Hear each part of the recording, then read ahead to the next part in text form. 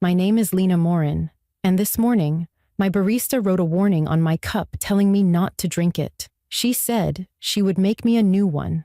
I was annoyed and ready to ask what she meant, but she quickly pulled me aside and whispered that someone had touched my drink before she handed it out.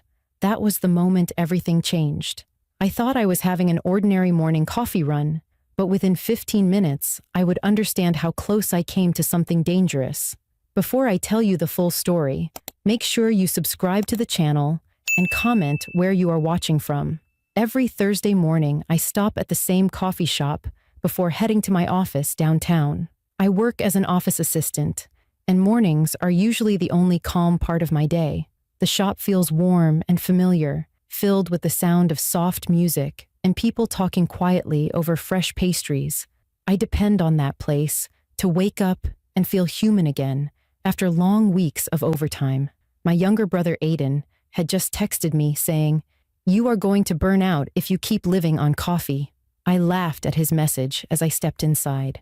Sasha, the barista I see every morning, smiled right away. She always remembers my drink order and tries to brighten my mood with jokes. She said, "Rough week again. Latte with 2 shots coming up."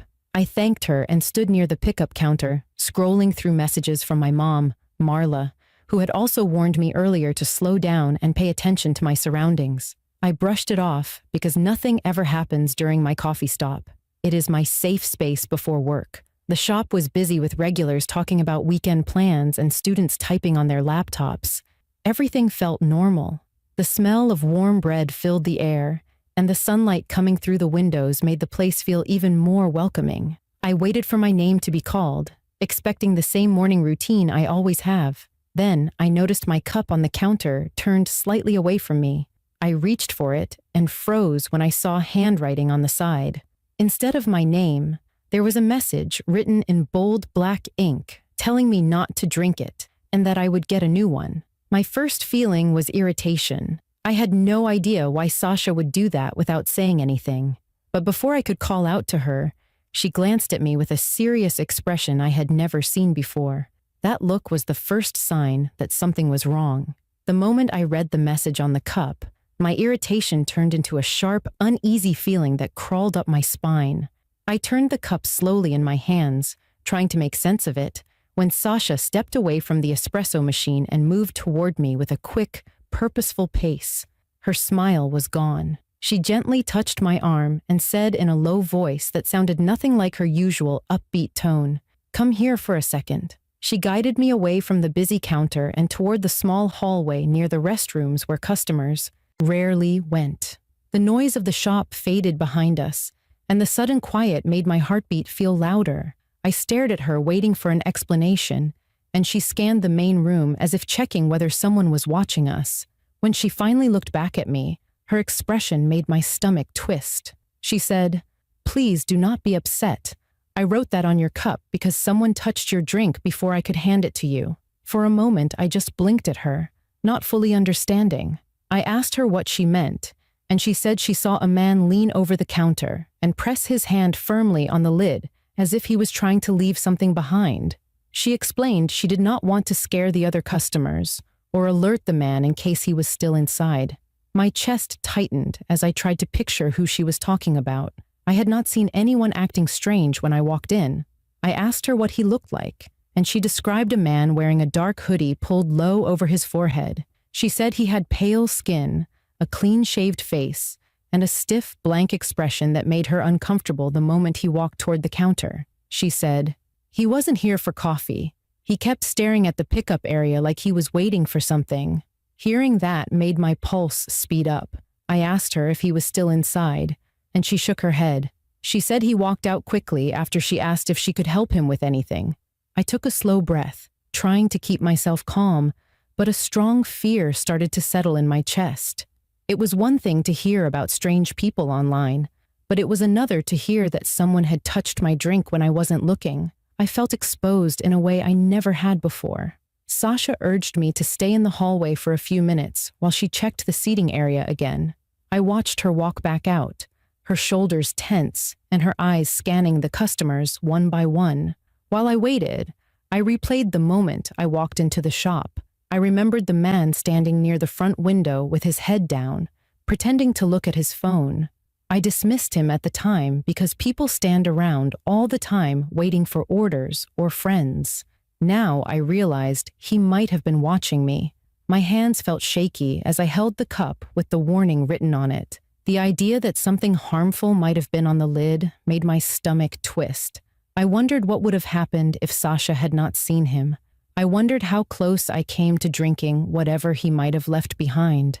When Sasha returned, she motioned for me to follow her back toward the counter.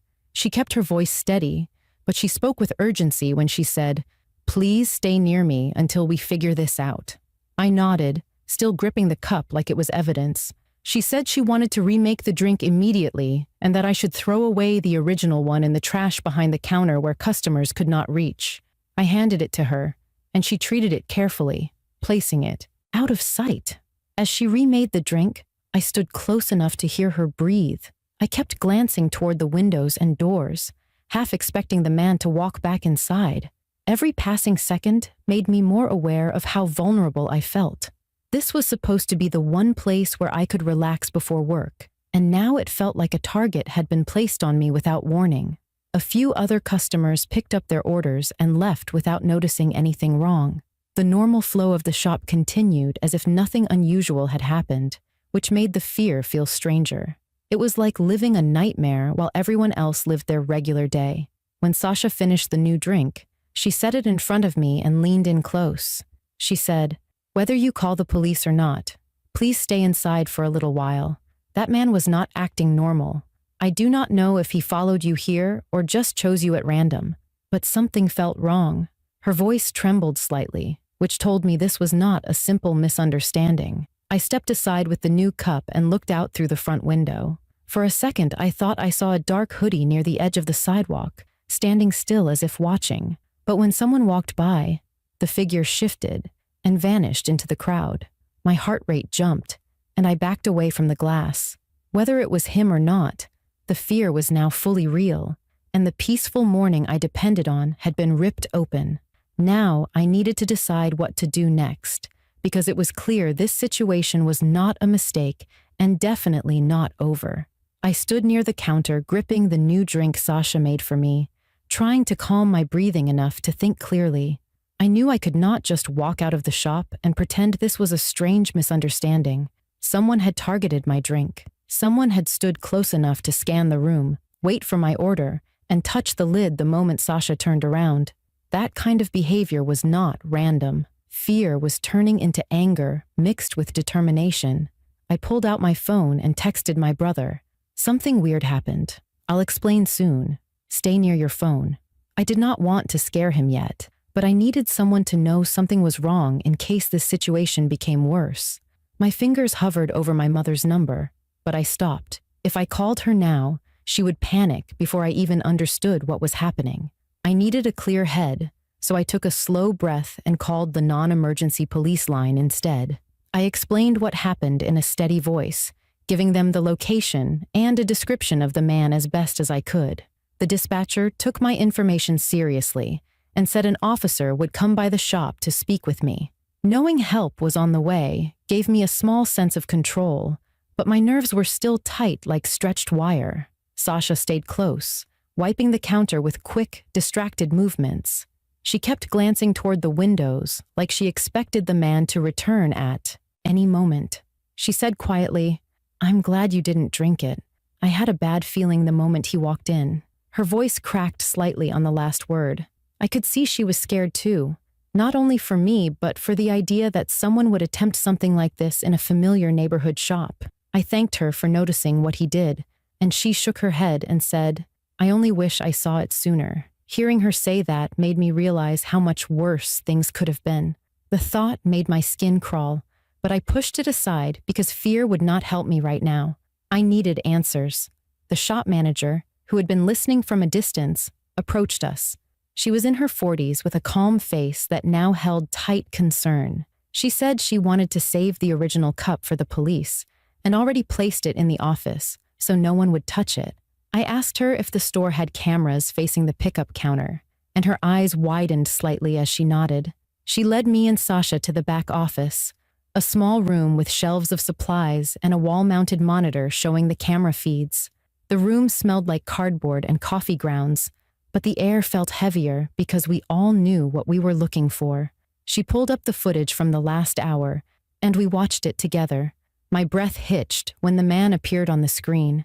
He stood near the pickup counter pretending to browse his phone, but his eyes shifted toward the bar area repeatedly. When my order ticket printed, he straightened slightly as if preparing. The second Sasha placed the drink with its lid on the counter, he moved in with quick, sharp purpose. He placed his hand on the lid, pressing down firmly, then walked away without ordering anything. Watching it with my own eyes made my knees feel weak. There was no question about what he did. It was clear, deliberate contact. I pressed a hand against the desk to steady myself as the manager rewound the footage again, pausing at the moment his fingers touched the cup. Seeing it a second time only made the fear settle deeper inside me. The manager took notes to give the police and printed a still image of the man's face. Even though the hoodie cast a shadow over part of his forehead, his features were clear enough to identify. It struck me how calm he looked, as if he had done this before and knew exactly what he was doing. The manager asked if I had ever seen him around town, but I shook my head. He was a stranger, yet he seemed familiar in the worst possible way, like someone you pass on the street but never think twice about until it is too late. After reviewing the footage, I knew I could not leave until the police arrived. I also realized that the man might be lingering nearby, watching for a reaction. The idea made my chest tighten. Sasha suggested I stay behind the counter for a while, somewhere out of view from the windows. I agreed, stepping through the small staff gate and standing near the espresso machine with her. From there, I had a clear view of the front door without being directly visible from outside. I held my phone close, ready to call for help if I saw him again. As I stood there, something shifted inside me. The fear was still present, but a deeper part of me hardened with resolve. I was not going to run or hide. I was going to see this through, understand what happened, and make sure the police took this seriously. I owed it to myself, and I owed it to every person who walked into this shop expecting to feel safe. I took one last steadying breath and prepared for whatever came next, because the moment the police officer walked through that door, everything would change again. The police officer arrived about 10 minutes later, walking through the front door with a steady posture and calm focus that immediately shifted the atmosphere in the shop. His presence made the fear in my chest loosen slightly, as if someone had finally stepped in to carry part of the weight I had been holding alone. He introduced himself as Officer Trent Halden and asked if I was the person who made the call. I nodded, and Sasha joined me as we led him into the back office where the manager had the footage ready. Even though I had already seen the video, watching it again with an officer standing behind me made everything feel sharper and heavier. He stood with his hands on his belt, leaning slightly toward the monitor as the recording played. The moment the man in the hoodie stepped forward and pressed his hand onto my drink lid, I felt a wave of heat rise up my neck. Officer Halden paused the video and zoomed in on the man's hand. He took a picture of the screen, then watched the remaining few seconds with the same serious expression he held from the beginning. When the clip ended, he exhaled slowly and said, "This is not the first time we have seen something like this." My throat tightened as he continued. He explained that in the last few months, several nearby cafes had reported a man lingering close to pickup counters, touching drinks, lids, or straws that were left unattended for even a moment. When police gathered the cups for testing, they found small traces of a fast-acting sedative that could make a person confused or lose consciousness within minutes. Hearing that sent a cold shock through my body. It was one thing to think someone had done something strange or unsettling. It was another to hear from an officer that people in other places had been drugged using nearly the same method. I felt my knees weaken, and Sasha stepped closer to me like she sensed something inside me was slipping. Officer Halden asked me a series of questions: whether I had seen anyone watching me on my way in, whether I noticed someone standing too close, whether I had been followed recently, or whether I recognized the man in the footage.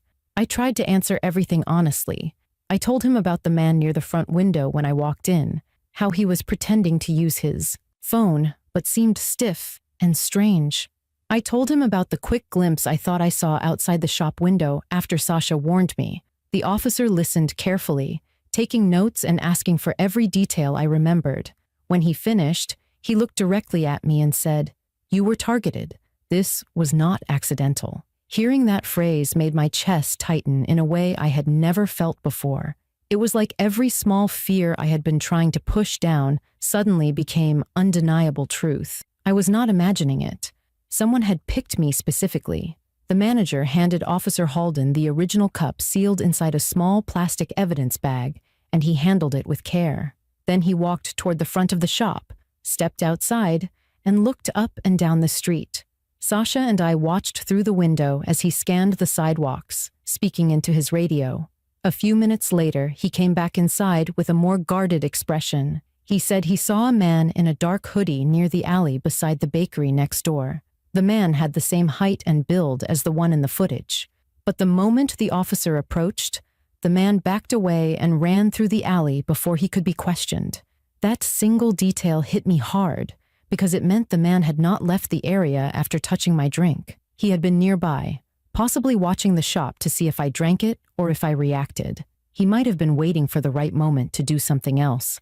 The thought made my heartbeat thud in my ears. Officer Halden told us he was calling for additional patrol in the area for the rest of the day and the next few mornings. He encouraged me to avoid walking alone for a while, to stay alert, and to contact him immediately if I noticed anything strange. He also suggested I leave through the back door today instead of the front, since the man had been seen nearby. Sasha squeezed my hand and whispered, "You're not leaving alone. I don't care what the officer says." Her voice was steady, protective, and full of quiet fear. The officer finished taking statements from all of us. As he walked me to the back exit, he said, "Someone watching out for you made the right call. You should thank her." I nodded and said I already had. When we stepped outside, the air felt colder and sharper, as if the world had changed since I walked into the shop that morning.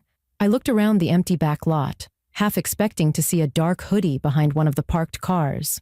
But everything was still. The officer walked me to my car and waited until I was safely inside before stepping away. As I sat in the driver's seat gripping the steering wheel, I felt the full weight of what had almost happened crash over me. It was terrifying, but beneath the fear, something else was forming. Gratitude for Sasha, relief that I didn't take that first sip, and a rising understanding that I had narrowly escaped something that could have ended my day in a far more dangerous way. Driving home, after everything that happened felt unreal, like the world outside the car window had shifted into something unfamiliar. I kept glancing at my rearview mirror, even though I knew the officer was still nearby and patrols had been alerted. My hands shook slightly on the steering wheel, not because I thought the man was following me at that moment, but because I was finally beginning to realize how close I had come to losing control of my own safety without even knowing it. When I pulled into my apartment parking lot, I sat for a long moment, letting the engine run while I tried to steady my breathing. The morning light that usually felt comforting seemed harsher now, exposing how fragile simple routines could be. The idea that someone had planned to hurt me in a place where I felt safe made the world feel smaller and more crowded. I finally gathered myself and headed upstairs. As soon as I opened the door, my brother Aiden rushed toward me with wide eyes, saying he left work early because my text scared him.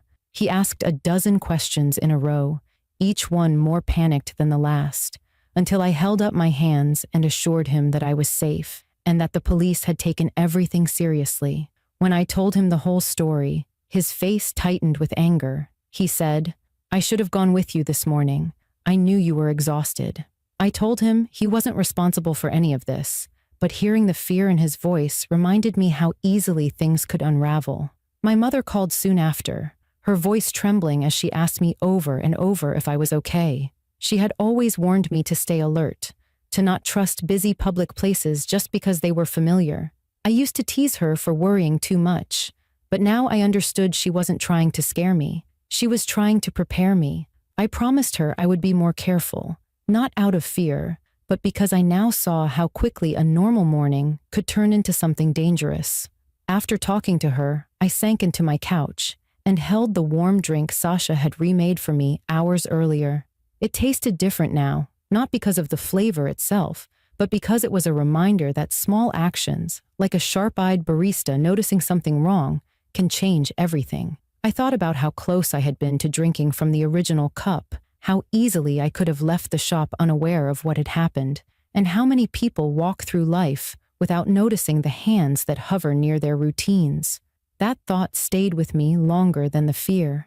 Later that evening, I returned to the coffee shop to pick up the printed incident report the manager prepared for the police. The moment I walked in, Sasha hurried over and hugged me tightly. She had been shaken all day, replaying the moment she saw the man touch my cup and thinking about what might have happened if she dismissed it. I told her she saved me, and she looked down, brushing away tears. She said she hoped she never had to face something like that again. The shop felt different from the warm, familiar place I knew. Customers came and went, unaware of the story that had taken place just hours earlier.